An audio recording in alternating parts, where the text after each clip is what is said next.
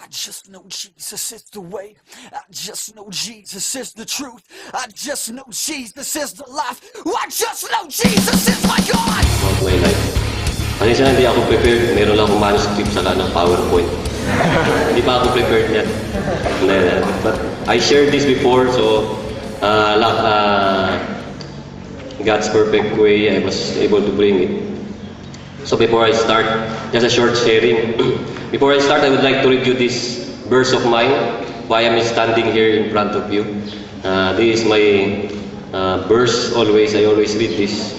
It is in 1 Chronicles 16:8-10. Give thanks to the Lord, call on His name, make known among the nations what He has done. Sing to Him, sing praise to Him, tell of all His wonderful acts. Glory in His holy name, let the hearts of those who seek the Lord rejoice.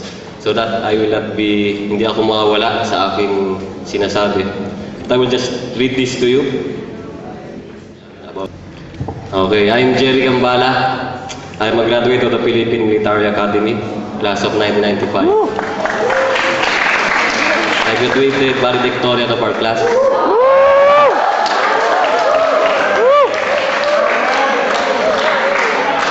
Dalawa lang kasi kami nag-graduate eh. So isa salutatorian. In the war-torn areas of Mindanao for the next 8 years.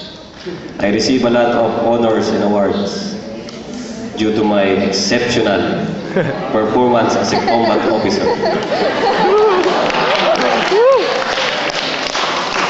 Because of that, I thought I was good. I was invincible. I think I can really change our country because of my strength and knowledge. July 27, 2003, I led a group of soldiers and took siege a hotel at the central business district of Makati City, which became famously known then as the Oku Mutiny.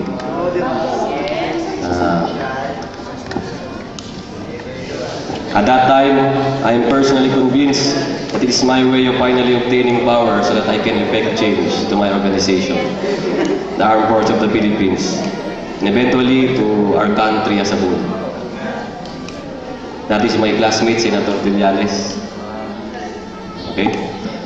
After a day long of peaceful negotiations, me and my companions finally laid down our arms and surrendered to the government.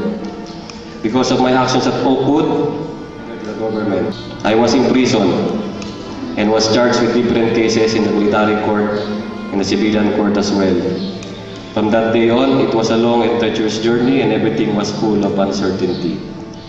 I depended on the counsel of many people that strengthened my rebellious spirit, making me confident that I have the Filipino people behind me. I leaned on my own understanding until I felt so tired, analyzing things and hopelessness engulfed me. I have no more options but to finally surrender my case to God. And it was then He intervened and led me to a decision wherein I finally pleaded guilty for the crime of coup d'etat. And I was sentenced to 50 years imprisonment. 50 years. And consequently was discharged from the military service. In the midst of it all, God gave me the grace to humble myself and ask for pardon from the President. And after 4 years, 9 months and 19 days of imprisonment, I was given my physical freedom. That was last 16 May 2008. And I was finally released. Well, there are many things I learned inside prison. There are a lot of painful realizations that went through my innermost being.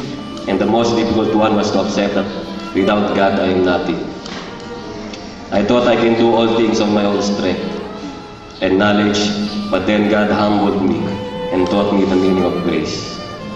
Grace is my favorite word in the Bible because the name of my wife is Grace. Actually, ang name niya is Charisma. It's a Greek term. It's a Greek term of grace. May palusot pa rin, di ba? God stripped me of everything to show me that I am nothing. And when I realize that I have nothing, I still have Him. And when I have Him, I have everything. Inside prison, I found out that only 3 things will remain: our God, the Word of God, and the souls of men. I was greatly humbled by what I went through, from the President. The Bible says in 1 Peter 5:6, "Humble yourselves therefore under God's mighty hand, that He may lift you up in due time." Humbling myself to Him also entails humbling myself to all the governing authorities above me. That's why with the head bowed down, I again submitted myself to the authority of the armed forces of the